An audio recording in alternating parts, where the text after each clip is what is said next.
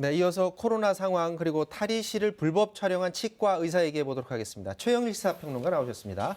안녕하십니까? 안녕하세요. 자, 코로나 상황부터 보죠. 신규 확진자가 거의 800명 가깝습니다. 네. 797명. 네. 1월 초 이후에 지금 가장 많은 숫자라고 하는데 네. 해군 함정에서도 집단 감염이 발생했어요? 네, 그러니까 뭐 전국적으로 많이 바이러스 확진자들이 나왔지만 특히 일부 집단 감염이 눈에 띄는데요. 네. 해군 함정에서 자, 이게 이 외부에 어린이집에서 확진된 사람이 승조원에 있다.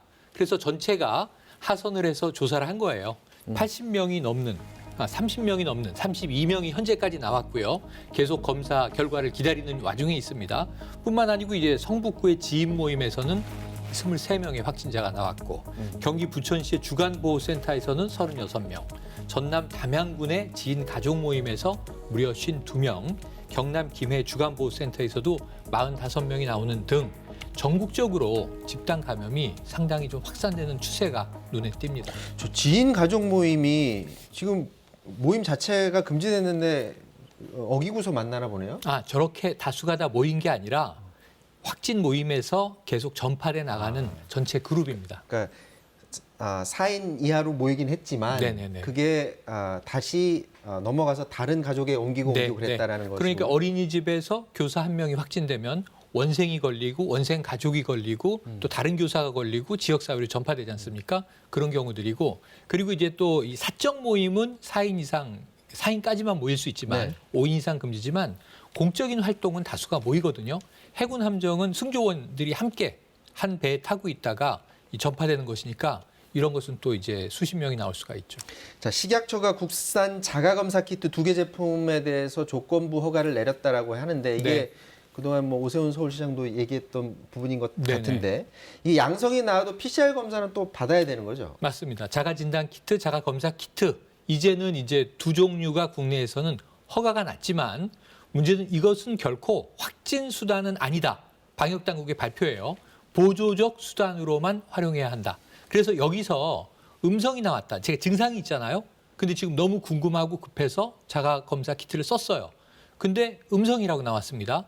이것을 확증할 수 없는 거고 증상이 있다면 PCR 검사를 받으러 가라는 거고요. 네. 그리고 이제 이것은 좀 보조적 수단으로 특수한 경우, 긴급한 경우에만 사용할 수 있다라고 이야기하고 있습니다. 저게 이제 뭐 자치단체나 이런 데서 돈을 들여서 하는 건 아니더라도 예를 들어서 네. 요즘 식당이나 술집 이런 데서 스스로 이제 사서 네. 구매해서 저기 쓸 수가 있는 건가요? 그럼 허가를 네네, 받았으면? 뭐 이제 물론 그럴 수 있습니다만 문제는 이 지난번에 그 상생 방역 오세훈 시장이 이야기했을 때 이 전문가들의 이야기는 유흥업소 같은 데서는 오히려 의미가 없다, 써서는 안 되고 폐쇄돼 있고 동일한 사람들이 커뮤니티를 이루고 있는 곳에서 쓰는 것이 효과적이다.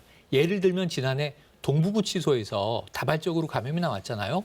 이런 경우라든가 혹은 군 내에서 다수 확진자가 나오는 경우에 그 인접한 부대에서 이 선제적으로 한번 검사를 해보는 수단으로 쓸 수는 있지만 예를 들면 학교 그러한 곳 외에서는요. 불특정 다수가 왔다 갔다 하는 곳에서는 저게 거의 의미가 없다는 겁니다.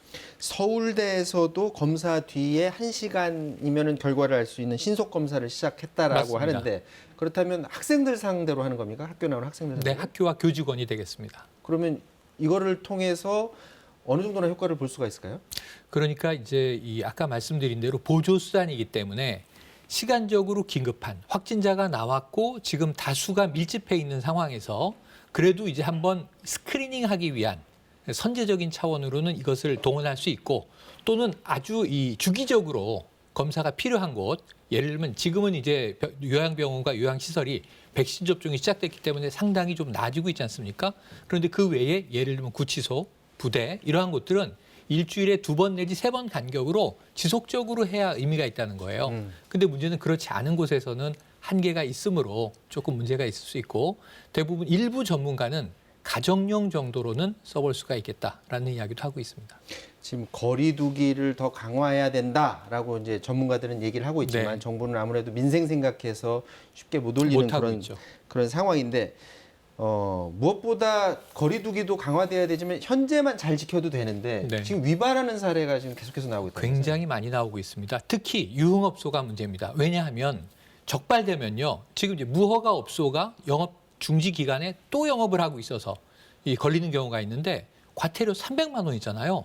네. 이 종업원들 인터뷰가 그런 거예요. 300만 원 걸리면 낸다고 각오하고 오히려 그것보다 예. 더 많이 벌으면 되니까. 하룻밤에 뭐 적게는 수천에서 1억 원 내외도 매상이 왔다 갔다 하는데 네. 역으로 기자님 같으면 이거 안 하시겠습니까? 이렇게 물어볼 지경이라니까요. 지금 당장 보시면 송파구에서도 유흥업소가 불법 영업을 했는데 주차장 쪽으로 난 아마 보조 이 문 뒷문이었던 것 같습니다. 사람들이 들락날락하는 게 보여서 신고가 들어갔어요. 출동해서 30여 명이 적발이 됐습니다. 손님과 여기 직원까지.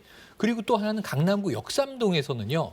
환풍기가 심하게 돌아가고 있습니다. 네. 그러니까 지하에 간판이 없었어요. 한정식 집으로 돼 있었는데 지하에서 지금 뭔가 활동이 있으니까 환풍기가 가동되지 않겠습니까? 그래서 경찰이 이 단속하지 않았던 지역들을 돌다가 여기 수상하다. 그러고 치고 들어갔는데 3명이 있었습니다. 업주와 직원. 그러니까 손님들이 없었네. 허탕이구나. 근데 그렇지가 않고 쭉 건물을 수색을 합니다. 12층, 13층 옥상 구역에서 60여 명이 적발이 되면서 전체적으로 83명이 이 불법 유흥업소에서 적발이 된 사례가 있었고요. 심지어는 미리 경찰이 단속한다라는 이 내용이 안으로 보고가 들어갔고 아주 순식간에 손님들을 대피를 시키는데 도주를 시킨 거죠. 거의 사다리를 타고 올라간 사람도 있었어요. 이걸 보면요. 지금 술 마시다 도망가는 거 아닙니까? 너무 위험한 상황이 연출이 돼서 이렇게까지 불법적으로 이 유흥업소에서 술을 마셔야 하는가 좀 난감한 상황입니다. 지금 상황에서 뭐 오늘 신규 확진자 수도 이제 800명 육박한 그런 상황인데 4차 유행인 것이죠. 거리두기도 잘 지키고 방역지침 잘 지켜야 되는데 이거 무너지게 되면 결국엔 더 올릴 수밖에 없는 상황인데 현재는 네. 올리지 않겠다는 거죠. 현재는 올리지 않겠다는 겁니다. 지금 이제 원래는 그 사회적 거리두기의 체계 자체를 바꿀 예정이었는데 이 확진자 수가 좀 떨어져야 좀 자연스럽게 바꿀 수 있었는데 계속 우리가 500명대, 600명대, 700명대 올라가고 있잖아요. 그러니까 이런 상황에서는 오히려 체계를 바꾸는 게 더 혼란을 초래할 수 있다는 것이고요. 일부 이제 경북 지역에서 일주일 동안 한시적으로 시범 적용을 하기로 했는데 네. 이것도 좀 시간이 너무 짧아서 이 실효적 모니터링이 될지는 이제 지켜봐야 될 것 같습니다. 네. 이 상황에서 지금 방역 당국은 어쨌든 현행 유지. 일일 확진자 평균 숫자는 2.5단계 수준으로 쭉 가고 있고 높아지고 있고요. 지금 현재 수도권 2단계, 이 비수도권 1.5단계인데 부산 지역을 비롯해서 일부 지자체는 2단계로 올린 곳도 있습니다. 자, 백신 얘기해 보죠. 지금 네. 뭐 최근에 이제 관심 받고 있는 게 백신이 부족하다 보니까 미국과 백신 스와프 추진하고 있다라고 네. 하는데 정부 입장에서는 지금 확답을 지금 못 내놓고 있어요. 미국에서 뭐 얘기하고 있는 거는 뭐 네. 쿼드 언급하면서 그런 네. 나라들하고는 협조를 할 수 있다 이런 식으로 얘기하고 좀 있나 보죠? 난감해져 있습니다. 우리가 열심히 이야기하면 그래도 좀 통하지 않을까라는 외교부의 기대가 있었던 것 같은데요. 네. 이 조 바이든 대통령까지 직접 나서서 미국 내에서 쓸 물량도 현재는 부족하다. 나눠줄 여력 없다. 이렇게 얘기를 했고요. 이 백악관의 이야기를 들어보면 협의를 한 대상들은 있는데 우선은 접경 국가들, 인접 국가, 멕시코, 캐나다 이런 정도는 서로 방역을 공유해야 되니까 아스트라제네카, 미국에서 쓰지 않는 비축분을 일부 이제 푼 경우가 있고요. 쿼드 동맹국하고는 인도태평양 지역의 방역을 안보와 함께 논의하고 있다라는 얘기를 했어요. 그다음에 3단계가 동맹국인데 우리는 지금 후순위로 밀려 있는 것으로 보여집니다. 자, 정부는 수급 불안이 있긴 하지만 목표대로 지금 할 수 있다라는 그런 목소리를 내고 있는데 우리 네. 뭐 KBS 지역 뉴스 요즘 나오는 거 보면 강원도 같은 경우에 백신 접종 최근에 막 중단 사태도 있었다고 해요. 네. 제때 이렇게 보급이 안 돼서 맞습니다. 그런 상황도 벌어지고 있다라고 하는데 이달 그렇고 다음 달 그렇고 수급에는 괜찮을 것 같습니까? 일단은 전체적으로 우리가 7,900만 명분을 계약고로는 확보하고 있다는 거죠. 네. 문제는 백신은 현물이 들어와야 들어오는 거 아니겠습니까? 유럽이나 지금 인도 같은 경우에 난리가 나 있는 상황입니다. 자, 그런데 이제 오늘도 발표를 했습니다. 백신 수급 현황에 대해서 이야기를 했는데 2분기 6월 말까지 1,200만 명을 맞춰야 되는데 이것은 계획대로 수급되는데 문제가 없고 현재 계약을 해서 들어오기로 약속된 물량이 어겨진 바가 없다. 화이자 같은 경우에는요. 주간 단위로 매주 끊어서 이 수십만 도즈씩 들어오고 있는 상황이에요. 이걸 계속 맞춰나가고 있거든요. 그래서 지금 우리가 4월 말까지 일주일 남았습니다. 약 이 300만 명에게 접종하겠다는 거고요. 지금 우리가 200만 명 넘어가고 있거든요. 네. 그런데 이제 과연 이제 이 2분기까지 1,200만 명을 맞추는 계획만 맞춰진다면 우리가 5, 6월에 또 새로운 이제 백신 계약 수급에 대한 이야기는 뚫어낼 수 있다는 전제하에 3분기에 좀 이제 다수 백신 확보를 하고 접종 속도가 빨라지지 않을까 기대를 하게 되는 상황입니다. 요거만 짧게 들어보죠. 지금 상하이에서 중국산 백신 네. 맞은 우리 교민이 사망하는 맞습니다. 일이 벌어졌어요. 우리 교민들 이 백신 맞아야 될 텐데 불안한 마음도 좀 있을 것 같고요. 그러니까 외국인에게도 놓아주거든요. 그래서 외국인 접종 그 소에 가서 맞았는데 40대 여성이 집에 침대에서 사망한 채 발견된 겁니다. 그런데 이제 지병은 있었다고 합니다. 심혈관 쪽에 이제 이 기저질환은 있으신 분이었다고 하는데 시노팜, 이 중국에서 이제 생산하고 접종하는 백신을 맞았는데 그러니까 우리나라 교민들도 지금 맞을 계획을 다 갖고 있었거든요. 그러니까 한 20% 정도가 접종을 미루거나 포기했다. 그러니까 이제 5분의 1 정도는 이 사건에 좀 놀라신 것 같습니다.